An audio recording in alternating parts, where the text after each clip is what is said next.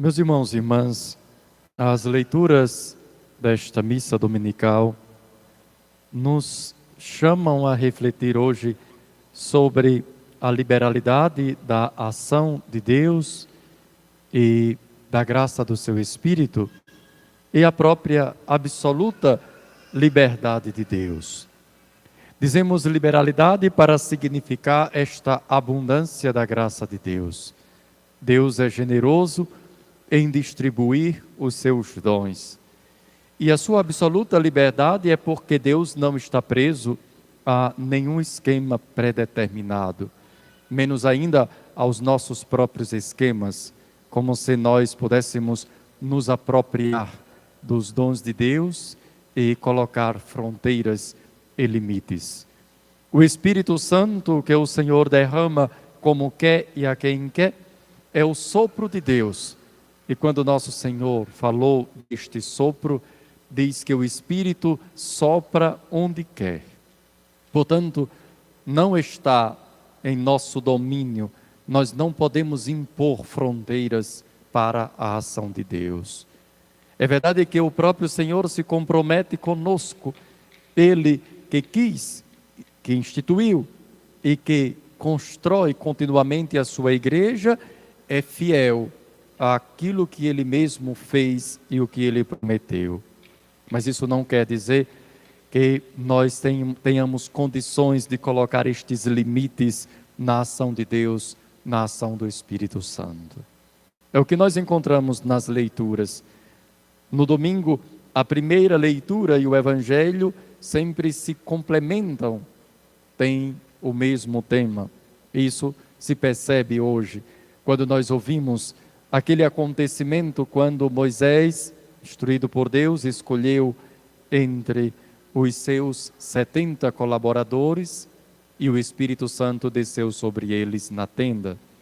Mas 2 que não estavam na tenda receberam o mesmo Espírito e começaram a profetizar. Josué que diz a Moisés: pede para que eles se calem. A resposta é: estás com ciúme por mim? Quem dera todos fossem profetas. Observemos como aqueles que estavam na tenda pararam de falar. Os que deveriam ser profetas não falaram como profetas. E aqueles que não estavam na tenda continuaram falando. De quem não se esperaria a profecia, vem a profecia. Os que estavam no grupo não continuaram a sua profecia. Os que estavam fora continuaram. A mesma coisa agora acontece no Evangelho, quando João Evangelista, ele mesmo, disse a Jesus que proibiu um homem de expulsar demônios em nome de Cristo, porque este não pertencia ao seu grupo. E a resposta de Jesus é: não proibais, pois ninguém faz milagres em meu nome para depois falar mal de mim. Quem não é contra nós é a nosso favor.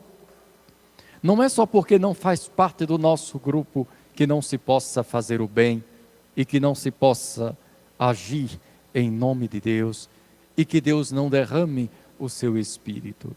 Nós não temos o domínio do Espírito do Senhor.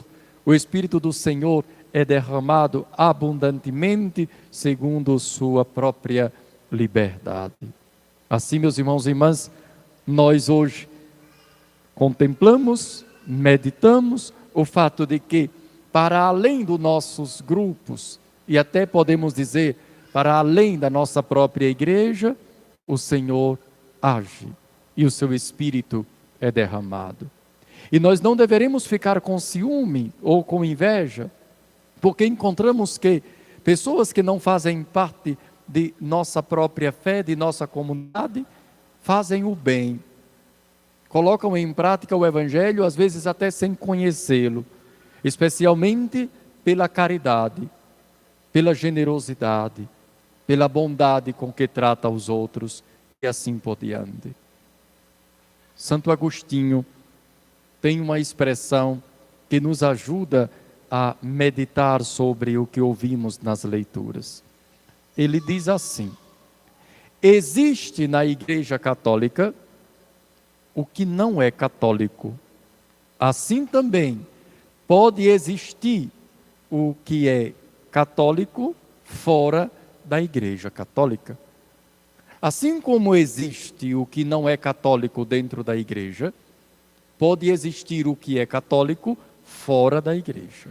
É essa a expressão que este grande santo, grande doutor da Igreja deixa para que nós possamos também meditar sobre estas leituras. Qual o seu significado? É que muitas vezes, meus irmãos e irmãs, fora da Igreja Católica, fora do ambiente religioso, nós encontramos tantas pessoas de boa vontade. E de fato a própria Igreja se dirige aos que não creem, mas que vivem com retidão, com honestidade, com justiça, com caridade. E com tantas qualidades, nós dizemos são qualidades nossas, porque são qualidades do Evangelho. Nós chamamos estas pessoas de boa vontade, homens e mulheres de boa vontade. E graças a Deus, nós podemos no mundo contar com estes homens e mulheres de boa vontade, que não pertencendo à nossa fé católica, contribuem para o bem de toda a humanidade. Aquelas qualidades que se poderiam esperar, e na verdade nós temos como que o dever de esperar dos católicos, nós as encontramos fora da Igreja. E Santo Agostinho disse: mas existe o que não é católico dentro da Igreja. E nós deveremos admitir, com vergonha e tristeza, que também dentro da Igreja Católica existe o que não é católico. Ou seja, aquilo que não se esperaria encontrar na comunidade de fé, nós encontramos. Encontramos egoísmo, encontramos imoralidade, encontramos ganância, encontramos injustiça. Nós poderíamos dizer, para não repetir muitas palavras, qual crime, ou qual pecado, ou qual defeito nós encontramos hoje neste mundo, que não se encontre também entre os católicos? Isso nos entristece e nos envergonha, mas nós não podemos negar. Todos os crimes, todas as imoralidades, todos os chamados defeitos que nós poderíamos imaginar que existem no mundo, são praticados também por católicos, dentro da própria Igreja. Inclusive, entre aqueles que deveriam conduzir a Igreja, que deveriam dar o exemplo, nós temos comportamentos que não se poderia imaginar que existisse dentro da Igreja. É por isso, meus irmãos e irmãs, que continuando a resposta de Jesus a São João, ele fala do escândalo. Se alguém escandalizar um desses pequeninos que creem, melhor seria que fosse jogado no mar com uma pedra de moinho amarrada ao pescoço. Isso para dizer, é verdade que existe o que não é católico dentro da nossa Igreja, mas nós não podemos nos conformar com isso. Não está certo, não é correto. Nós não podemos nos acomodar como que dizendo, existe e está bom. Não, existe, mas não deveria existir certos comportamentos entre aqueles que dizem crer em Jesus Cristo, na bondade, no amor, na justiça, na pureza, na santidade. E é por isso que nossa responsabilidade é muito grande. Os pequeninos que creem não são somente as crianças. É verdade que as crianças são os pequeninos que devem ser ajudados pelos adultos a percorrerem o seu caminho de fé. Mas os pequeninos que creem são aqueles que ainda não fazem parte da nossa comunidade, mas sentem o desejo de ter a fé. Ou ainda aqueles que têm uma fé incipiente, aqueles que ainda são muito frágeis na sua caminhada de fé, aqueles que estão iniciando. O que é que estes que estão iniciando no seu caminho de fé esperam de nós que já temos uma caminhada, que participamos das nossas pastorais na paróquia, que estamos nos nossos movimentos, nos nossos grupos, que fazemos as nossas novenas, as nossas quaresmas e tantas outras nossas devoções, que fazemos a leitura da Sagrada Escritura diariamente e participamos da missa todos os domingos, o que poderiam esperar estes pequeninos que querem começar a fé, senão que nós dessemos o bom exemplo, que nós encorajássemos, animássemos com o nosso próprio comportamento, servíssemos como que de farol para guiar estes que estão começando, incentivando-os, animando-os a percorrer o mesmo caminho. Mas e se acontecesse o contrário? E se acontecesse que ao invés de sermos animadores, com o nosso comportamento nós desanimamos os outros?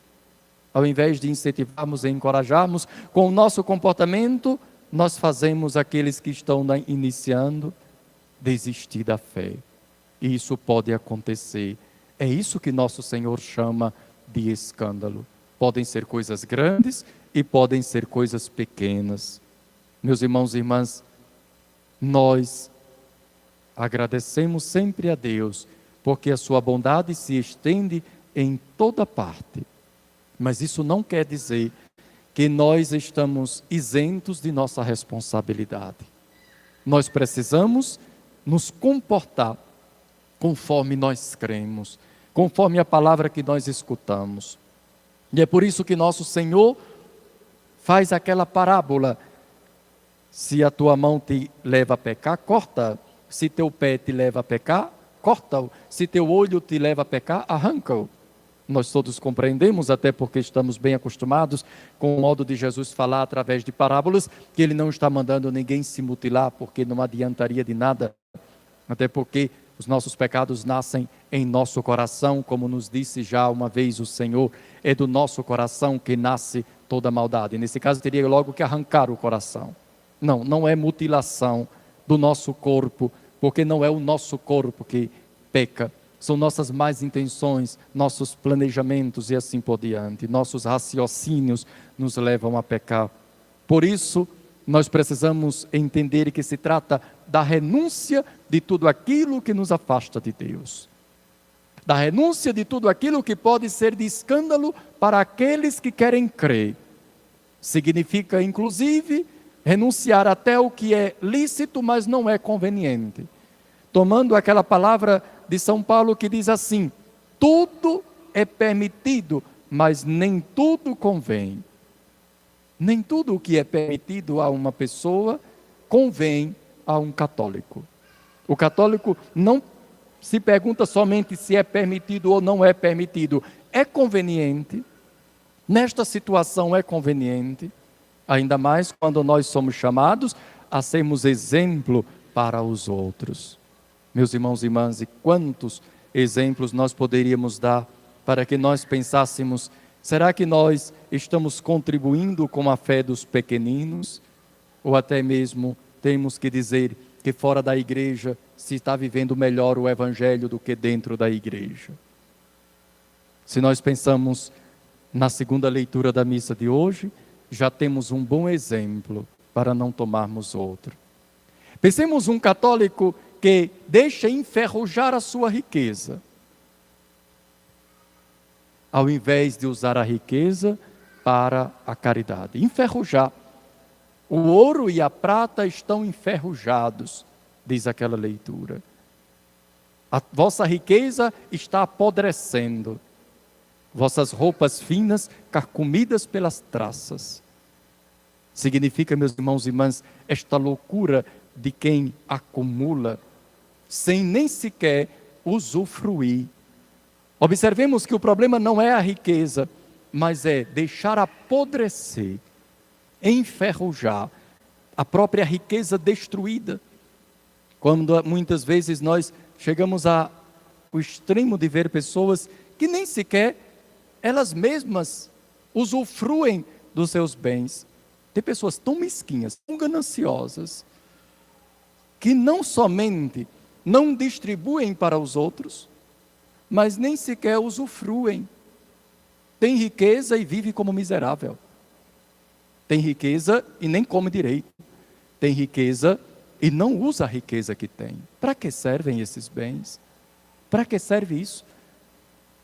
Esta riqueza que apodrece, esta riqueza que enferruja, esta riqueza carcomida é sinal, então, de uma fé católica de quem não compreendeu ainda o Evangelho.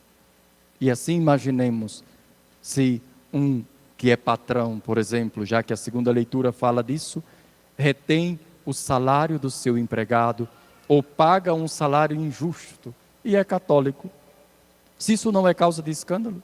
Imagine se o patrão e o empregado, portanto, vêm para a mesma missa, e o patrão está ali, e o empregado olha e vê, aquele dali é o meu patrão, que rouba o meu salário, que é injusto, que não tem nenhum sentido de caridade e de justiça.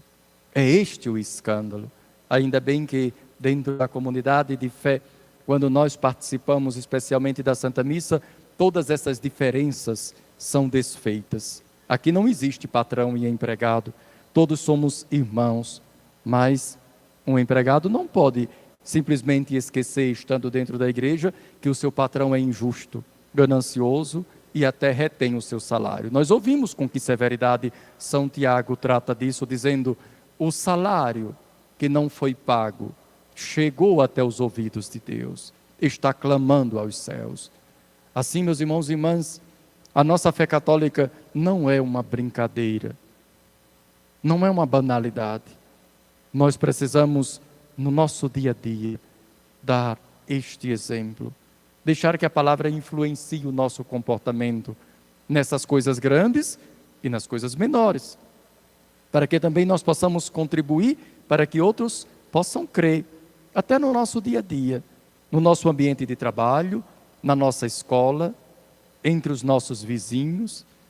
É possível que os vizinhos de vocês saibam que hoje vocês saíram para a missa e possam perceber que todos os domingos, mais ou menos na mesma hora, todos vêm para a missa.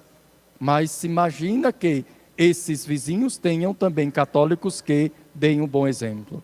Mas imagine se todo domingo você vem para a missa e quando volta da missa, o resto da semana é um péssimo vizinho. Faz barulho, joga o lixo no quintal dos outros, varre o seu lixo da sua calçada para a calçada do vizinho. Dentro de casa, as brigas são constantes, marido e mulher gritando, com palavrões, gritando com os filhos gritando com os pais, uma confusão generalizada. Esse vizinho vai dizer: este povo que é católico, este povo que vai para a missa todo domingo, é melhor nem ir. E tem gente que realmente justifica. Não são poucas as pessoas que dizem: eu não vou para a missa, porque eu conheço uns católicos que moram perto de mim, que se católico é isso, eu não vou para a missa. É verdade que é uma desculpa. Mas por que é que nós damos essas desculpas? Porque o nosso comportamento é tal que as pessoas que veem dizem: não vale a pena ir à missa. Porque este povo está indo à missa, está indo ao grupo, vai para a igreja umas 5 vezes durante a semana, quem sabe para não cuidar da própria casa, porque às vezes dá a impressão que algumas pessoas vêm para a igreja todos os dias para não cuidar da própria casa, não cuida nem de casa. Então, aqueles que veem isso, podem dizer: eu vou fazer o que na igreja? Se quem vai para a igreja é desse jeito, eu posso fazer o bem sem ir à igreja. Com essas palavras eu espero não ofender nem escandalizar ninguém, porque nosso Senhor disse: ai daquele que escandalizar. E não é bom escandalizar nem mesmo com as palavras, mas é somente para chamar a atenção com esses exemplos concretos sobre o que nosso Senhor está nos dizendo hoje. Meus irmãos e irmãs, o Senhor nos atraiu à fé. Nós somos muito felizes porque pertencemos e vivemos à Santa Igreja Católica. Mas isso para nós significa também uma responsabilidade. Que outros possam crer por causa de nossa fé. E que Deus nos livre sempre de sermos obstáculo. Que ninguém deixe de crer por causa de nós. E ninguém tenha dúvida: se alguém deixar de crer por nossa culpa, nós pagaremos por esta pessoa que não acreditou. Vai ficar na nossa conta. Se alguém deixou de acreditar em Jesus Cristo por causa do nosso mau comportamento, esta pessoa está na nossa conta. Que o Senhor Nos livre, pois, de sermos causa de obstáculo para os outros. Que nós não sejamos nenhum muro, nenhuma barreira, mas que nós sejamos esse instrumento como uma ponte que facilita as pessoas a chegarem até Deus, até a igreja, até a fé. E que nós possamos também valorizar, agradecer a bondade que encontramos fora da nossa própria igreja, para que, unidos aos homens e mulheres de boa vontade, nós possamos semear no mundo os valores do Evangelho. Louvado seja nosso Senhor Jesus Cristo. Para sempre seja louvado.